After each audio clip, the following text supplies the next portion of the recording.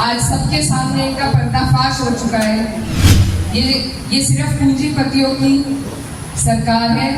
जैसे ये जो सरकार है ये समाज का हित नहीं चाहती है।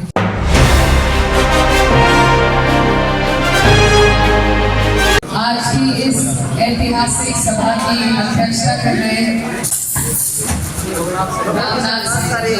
हमारे बीच में कुरुक्षेत्र से चलकर आए पूर्व सांसद हमारे मुख्य अतिथि श्री राजकुमार सैनी जी यहाँ पर मंच पर उपस्थित और बहुत खूबसूरत संचालन कर रहे बहुत ही कर्मठ और जुझारू संदीप सैनी जी, मंच पर मदन सिंह सैनी जी, परवीन सैनी जी, धर्मेंद्र सैनी जी, दिनेश सैनी जी, जोगिंदर जी, अनुज जी,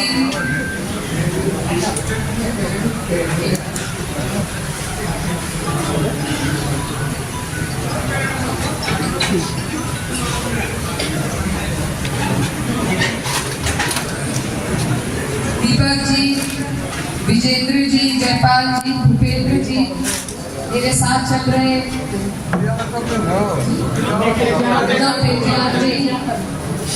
साजिद हसन मेरे मामा जी, मेरे चाचा मुस्तकीम कच्ची गढ़ी से और तमाम हमारे क्षेत्र के जिम्मेदार लोग जो यहाँ पर मौजूद हैं, आप सभी का मैं इस्तकबाल करती हूँ। आप सभी को नमस्कार, अस्सलाम वालेकुम। आज बहुत खुशी का दिन है। दो हमारे पास अवसर है, आज ईद भी है और हमारे महात्मा ज्योतिबा फुले जी की जयंती भी है। तो इन दोनों ही खूबसूरत अवसरों के मौके पर आप सभी को ढेर सारी शुभकामनाएं। और आज का दिन आपकी सभा से और भी ज्यादा ऐतिहासिक हो जाता है।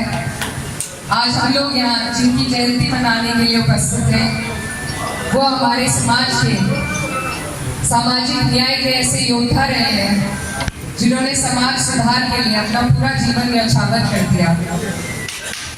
अगर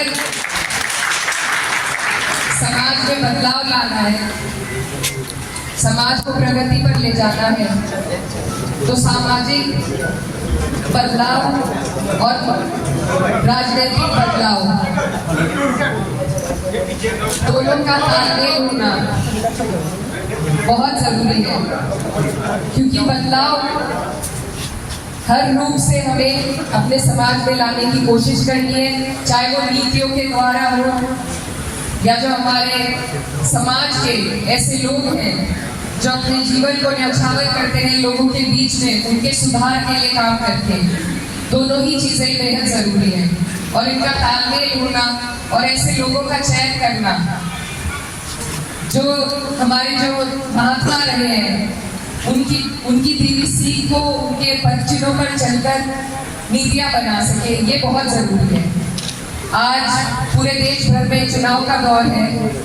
यहाँ हम जितने भी लोग उपस्थित हैं हम सभी महात्मा ज्योतिबा फुले जी के अनुयायी हैं और हमारी कोशिश यही रहनी चाहिए कि हम उनके मार्गदर्शक पे, उनके दिखाए गए रास्ते पर चलकर अपने समाज को पढ़ाई की ओर अग्रसर कर ही आगे ले जाए। आज हमारे बीच में कुरुक्षेत्र से चलकर आए राजकुमार सैनी जी, जिन्होंने बहुत ही अच्छी बात अपने भाषण में आपको और हमें समझाने का प्रयास किया।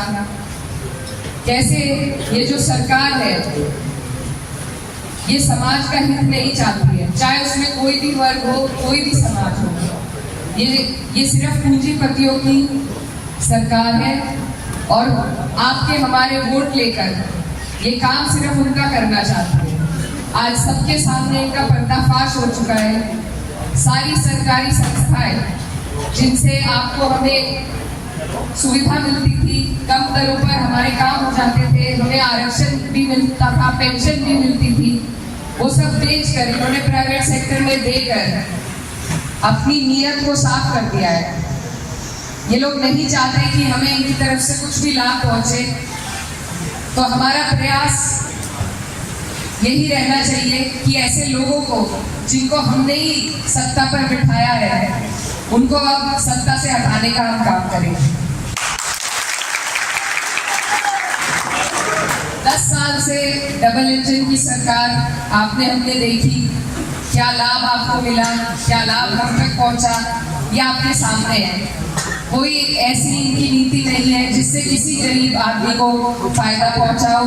कोई ऐसे संस्थाएं इन्होंने नहीं बनाई जिससे हमें एजुकेशन में रास्ता दिखे, महिलाओं के लिए हो, चाहे पिछड़े वर्ग के लिए हो।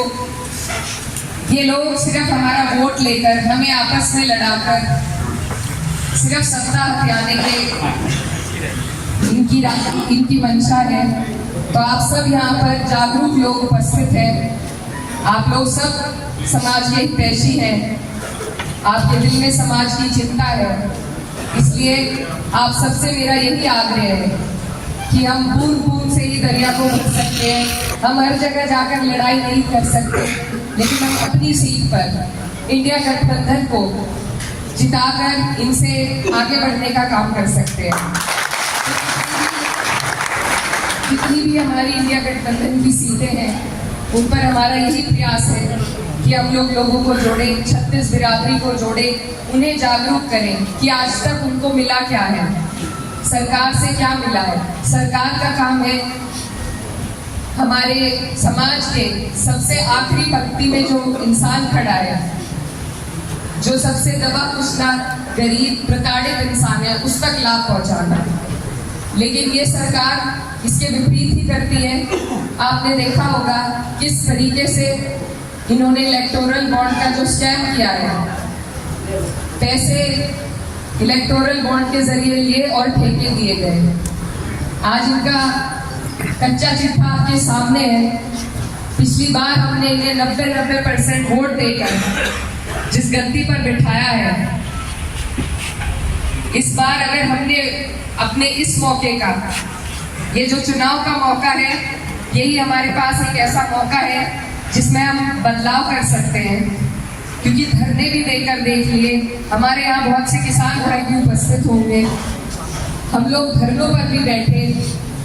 एक किसान अपने परिवार का पालन पोषण अपने पेमेंट से ही कर सकता है, और जब वो भी ना मिले तो क्या उसके हालात होंगे, ये आप अच्छी तरीके से जानते हैं। तो धरनों पर भी बैठकर आप लोगों ने देखा, ना धरनों पर किसी की सुनवाई है, ना वैसे सुनवाई है। तो सुनवाई का जरिया सिर्फ आपका वोट है, और वोट का मौका आज आपके पास है। तो अगर हम इस मौके से चूके तो फिर गलती हमारी होगी, फिर गलती इनकी नहीं है। और ये लोग जिस तरीके से हमें उदाहरण दे देकर ये दिखा रहे हैं कि इनका अहंकार और इनकी तानाशाही बढ़ती जा रही है, अगर अब भी हमने सीख न ली तो आगे जाकर हमारी पीढ़ियों को और हमें बहुत पछतावा होगा। तो आप लोग सब यहाँ पर सारी बातों से अवगत हैं, जागरूक लोग हैं। मेरा आपसे यही कहना है कि जो लोग समाज का विभाजन करते हैं और समाज में दरार डालने का काम करते हैं और फूट की राजनीति पर जो गद्दी हथियाना चाहते हैं,